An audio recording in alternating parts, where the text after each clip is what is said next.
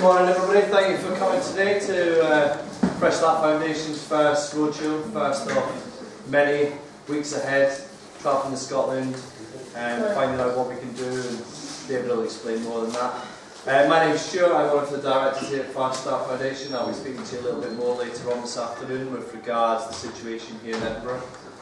First of all, I just want to do some housekeeping with you all. If we hear the fire alarms, just exit to the main street and round the corner to Chamberlain Street is where the fire station point is. If anyone feels a little bit uneasy about what we're talking about today, we do have a counsellor within the vicinity, so if you want to speak to anyone, just find Janine, who is actually just sitting on the telephone outside at the moment, and she'll have to sit down and have a chat with you.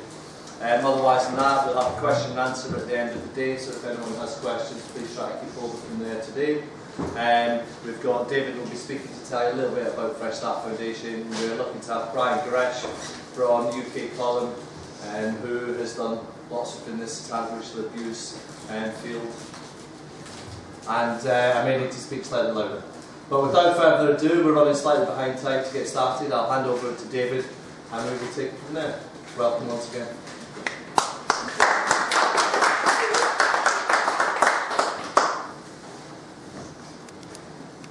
Is Kat outside? Sure, is she?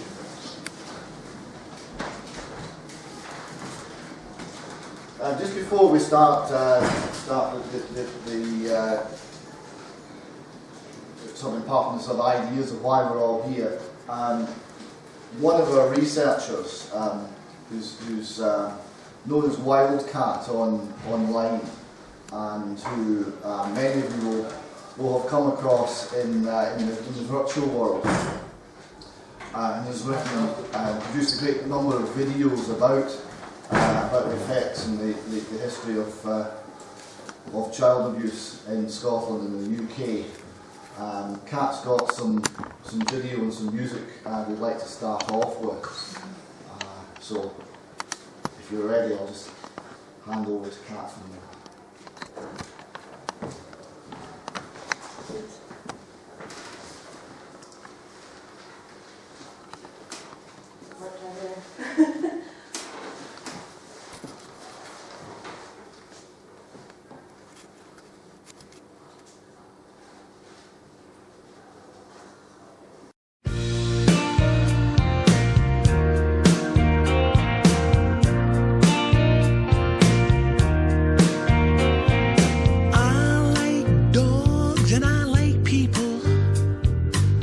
Especially the Scottish kind, but Scottish dogs have an inbuilt advantage over Scottish humankind.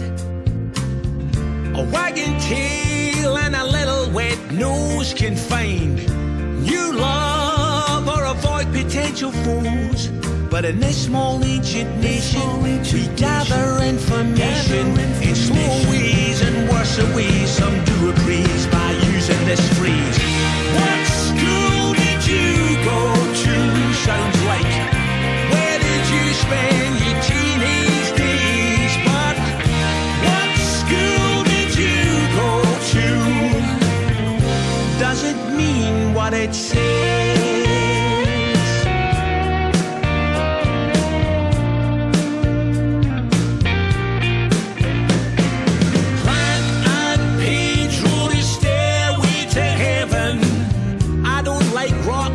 But that's genius. And in that song Percy sings, sometimes words have two meanings. My God, he didn't know how right he was. Now I know he's a big rules fan, but does he favour rebel songs or marching flute bands? On the west side of this country, to stop it getting funky, as they extend a hand, you'll see like Kissinger or Talleyrand. What school did you go to? Doesn't mean where did you spend your teenage days? No. What school did you go to? Does it mean what it says? Let's hear it for the dogs sniffing, licking, sniffing.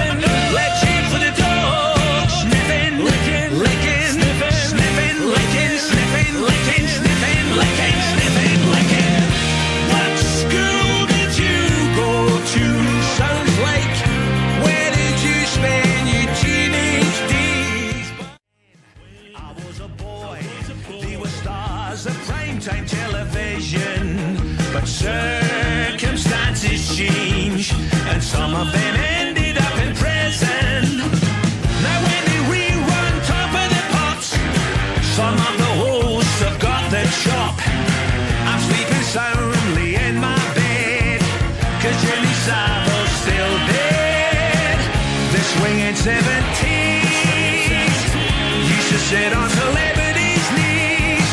The 1970s sat on celebrities' knees. Speculation began to roam like MPs through a children's home.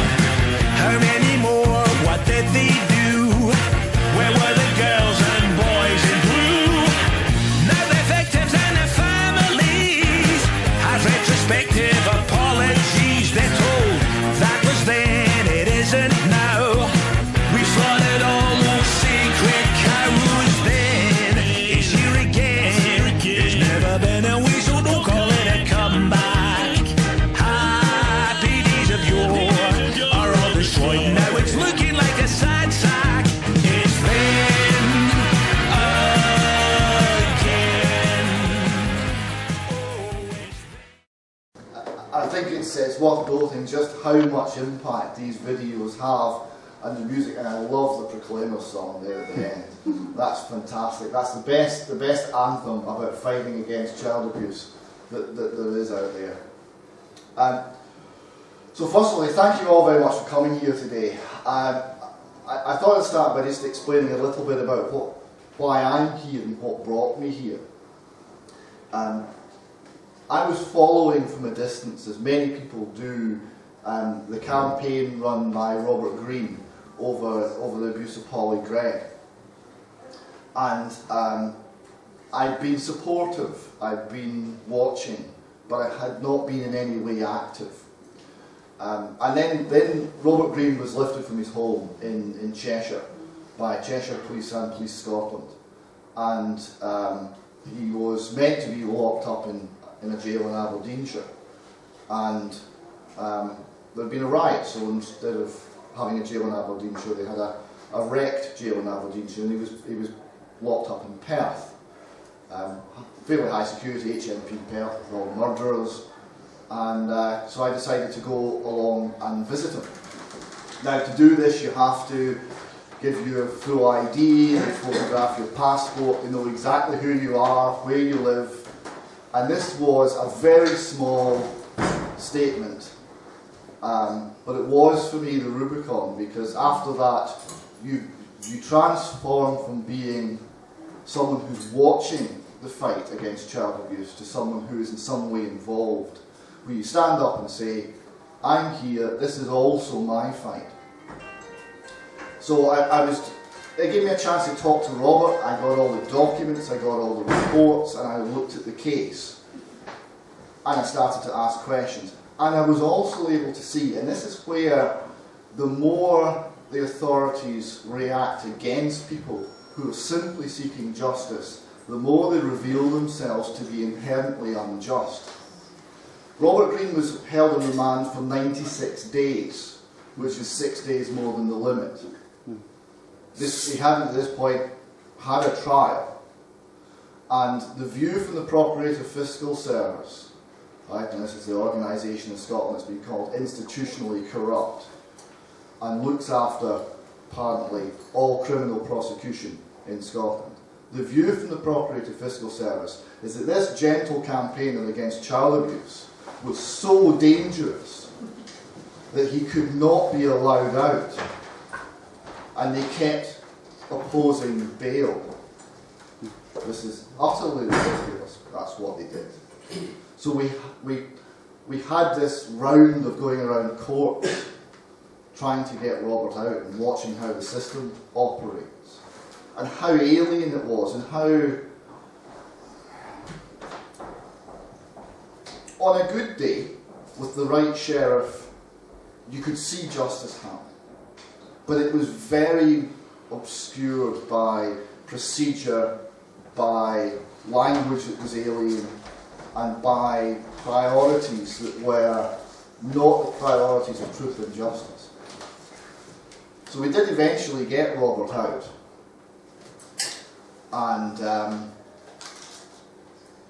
the reaction when he was released was interesting, because if you've seen the Italian Job, when they get the gold out of the Italian bank, there's a scene in the prison where all the prisoners are on the balconies overlooking the main hall, and they're all cheering. Well, this is what it was like when Robert Greene got out of HMP Perth, because he was a hero in there to the young men who were inside with him, because they knew he was honest, and they knew why he was in. He was in for defending a vulnerable girl. He was in for opposing the cover-up of abuse. They could recognise it. The prison wardens could recognise it. The people in the street can recognise it, but the authorities couldn't. So, that was one of the events that led me here.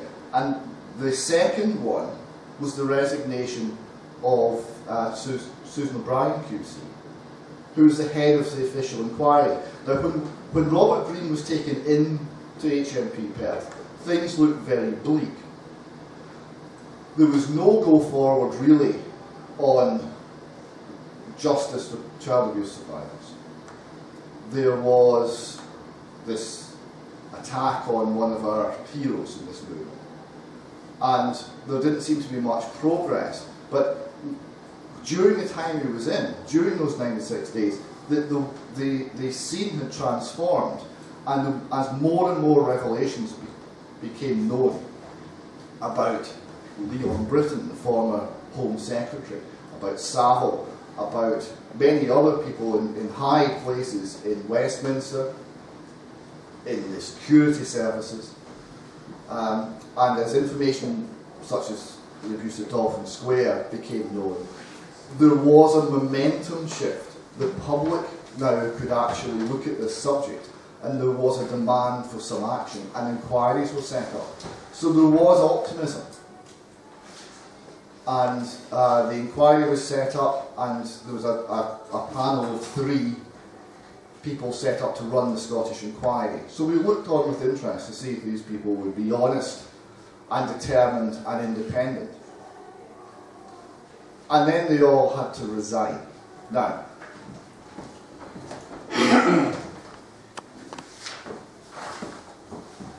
this is Susan O'Brien QC's resignation letter.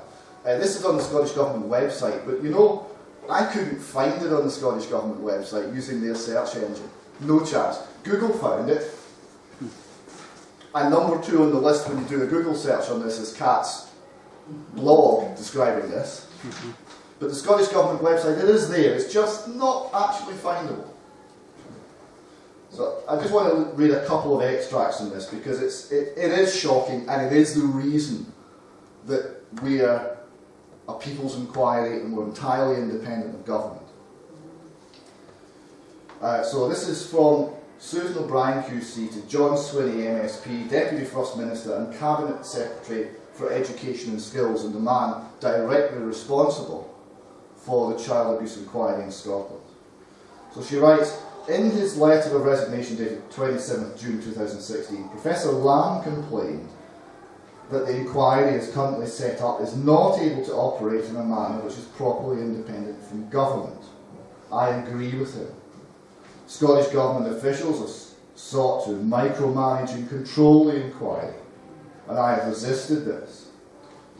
What Professor Lamb did not say, but he knew, is that my position as independent chair of this inquiry has been actively undermined by some Scottish Government officials over the past months. One even went so far as to threaten what he called the nuclear option, by which we understood he meant my removal in January 2016 during a dispute about funding for statement taking.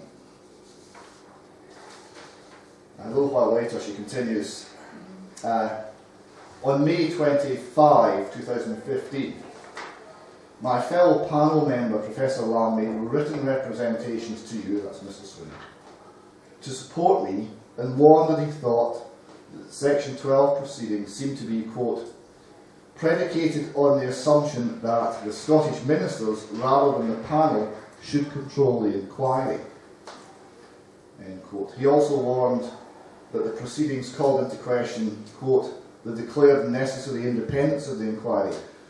Your intervention will thus undermine the legitimacy of an historically important inquiry.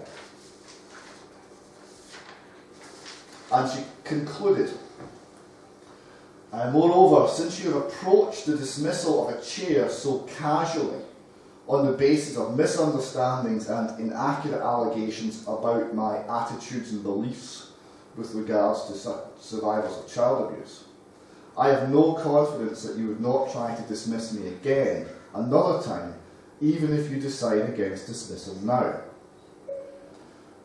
This compromises my ability to carry out my duty, to ask questions and reach conclusions fearlessly. In short, I cannot reassure the public that this inquiry will be conducted independently of government.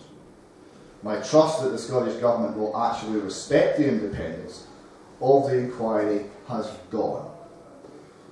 You have therefore left me with no alternative but to resign. I do so with a heavy heart, as I am clear that there is a real need for an inquiry to take place.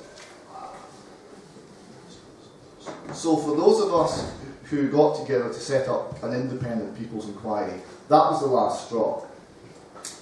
Now, the background to this was using rumour and innuendo to force out an independent chair of an allegedly independent inquiry. If this country had a heart, John Swinney that would have been the end of his career. That letter should have destroyed John Swinney, because nobody should listen to him. If he is willing to use innuendo to destroy an independent inquiry into child sexual abuse, he has forfeited any right to govern anybody. But he continues. So we decided we wanted to do something that was completely independent of government. And we started to assemble it. Now, have you seen the Michael McIntyre sketch called Designing a Scotsman? Right? Here he describes how the basic idea behind designing a Scotsman is to make it as unlike an Englishman as possible. Right? Now, we've brought an Englishman to illustrate this point, and you'll see him later. You've not seen one before. Now, the idea is the Scotsman went down to England, and it wasn't pretty. You know, they were all wearing grey trousers. And I want to thank Brian for wearing grey trousers. Makes us joke. Right? And based on this, we had to all wear multicoloured skirts, because that's as opposite to grey trousers as possible. Right? So, I was thinking about this last night and realised that this is how we designed the independent inquiry about child sexual abuse in Scotland. Because the official inquiry has a great number of lawyers. And some of our people went along to the first sitting of the inquiry, and they were astounded, because after 2 hours they all went to lunch and didn't come back.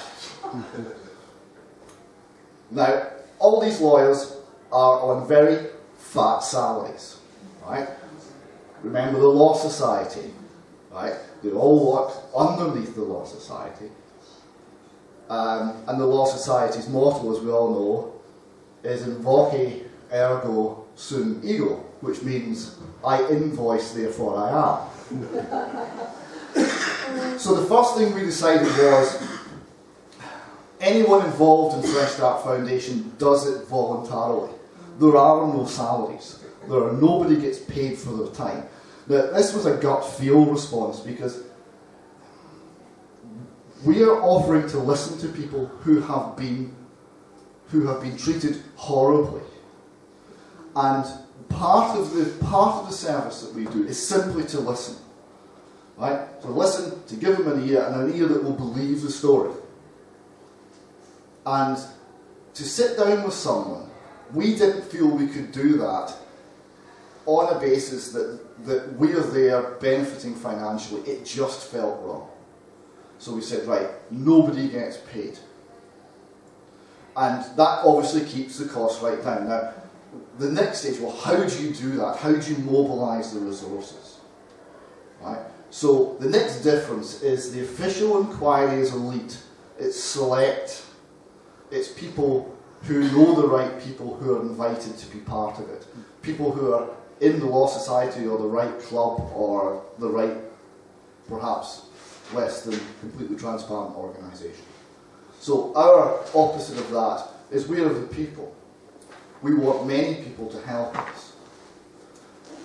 There's 7 of us who are directors of Fresh Start. We will not be able to do this. But if we become hundreds of people committed to this goal of achieving truth and justice, we will. Another difference was the official inquiry was very narrow. The first thing that happened was the terms of reference were only people in institutional residential care. So if you're abused, but you're not resident, you're not sleeping in that organisation's building, then you're not involved in the terms of reference.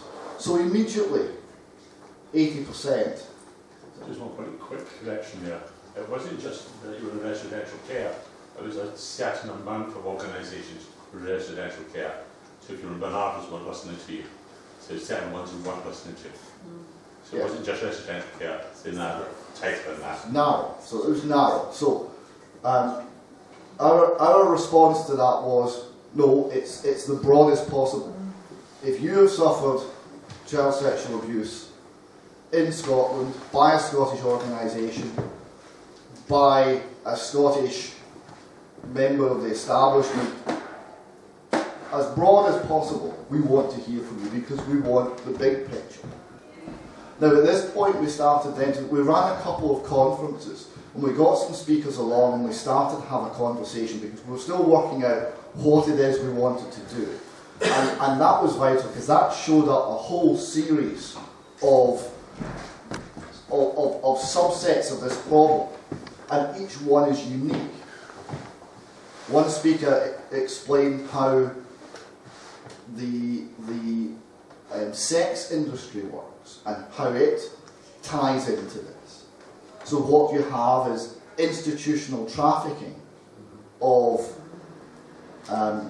young girls and young boys from care institutions into saunas, into prostitution, into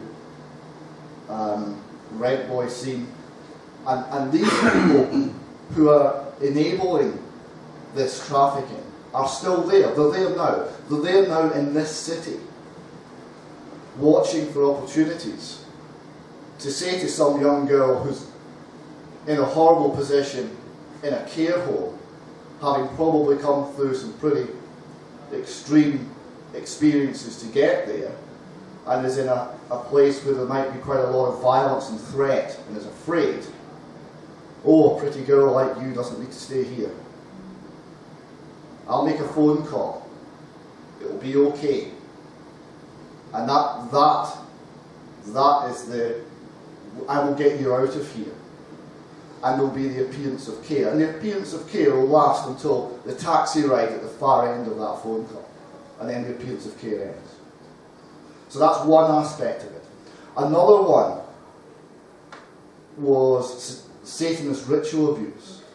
Now, we've taken quite a lot of criticism already because we've been absolutely upfront and clear that Satanist ritual abuse is real, it's happening in this country, and we want to hear from those who have suffered such abuse.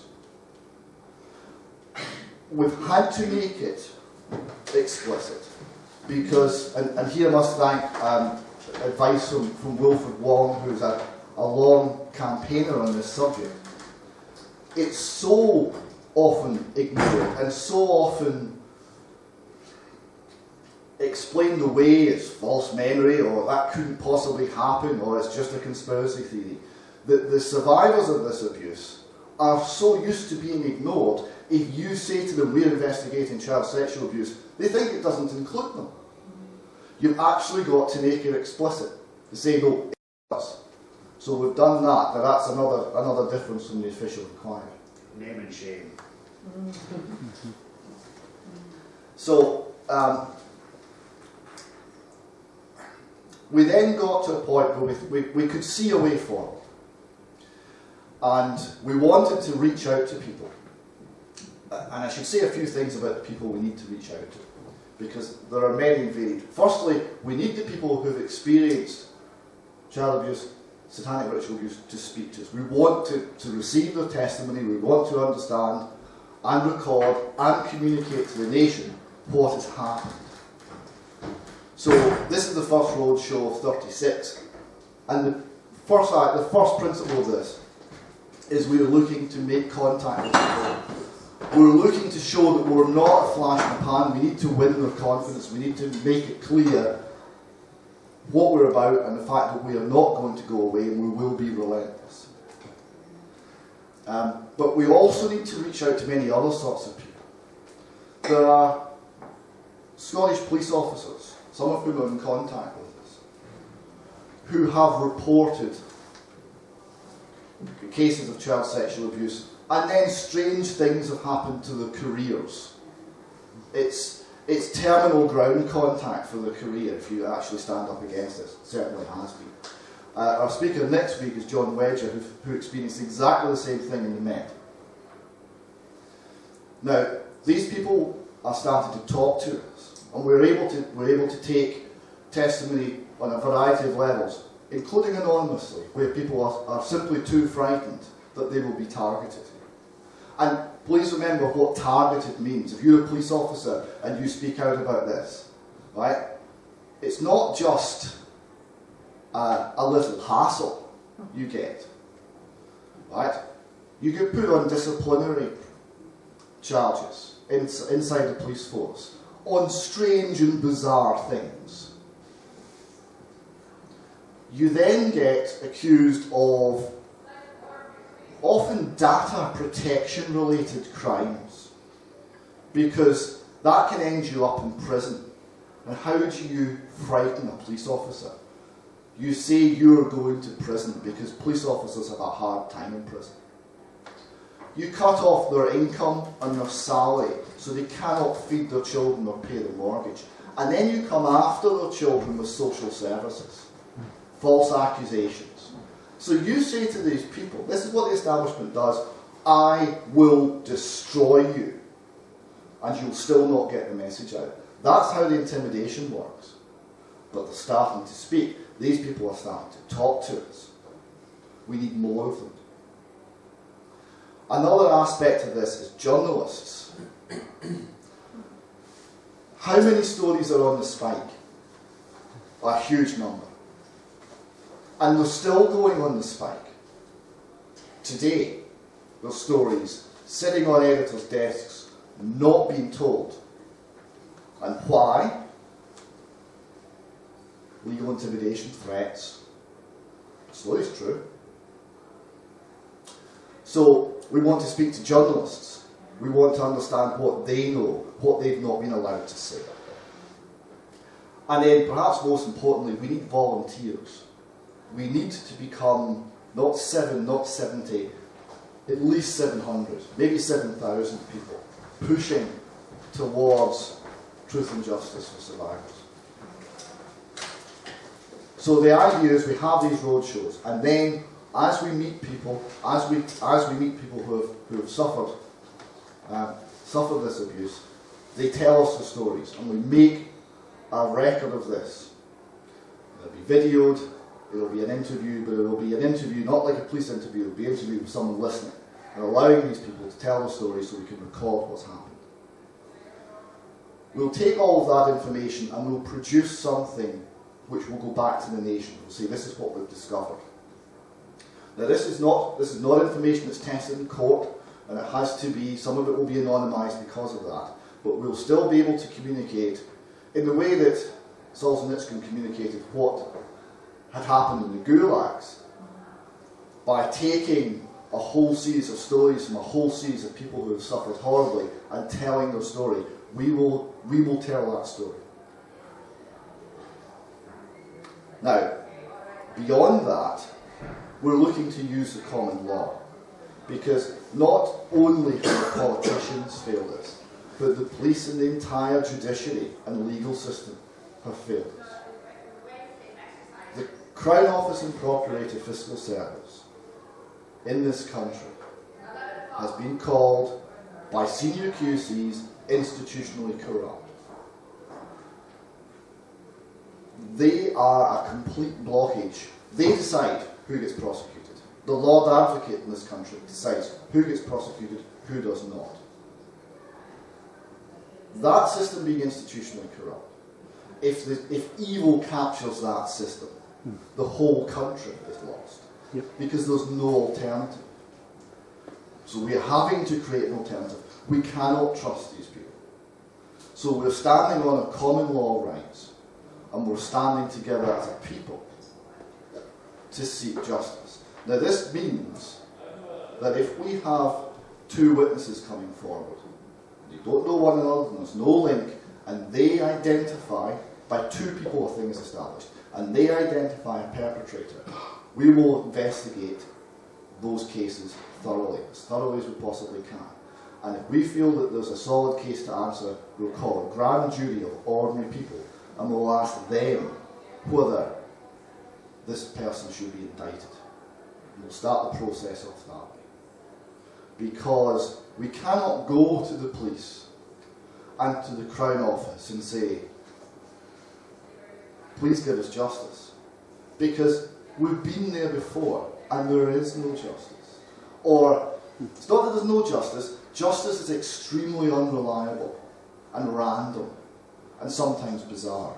And that's not the way I've seen grand juries at work, they're extremely sensible. The standard of examination that you get from 15 or 20 ordinary citizens looking at a problem is astounding. And it's a system that, frankly, I have much more confidence in than the current system. So that's where we're going to go. We will be relentless. We will approach this with compassion and love. And we will seek truth and we will seek justice. And I hope you all join us in that fight. Thank you very much.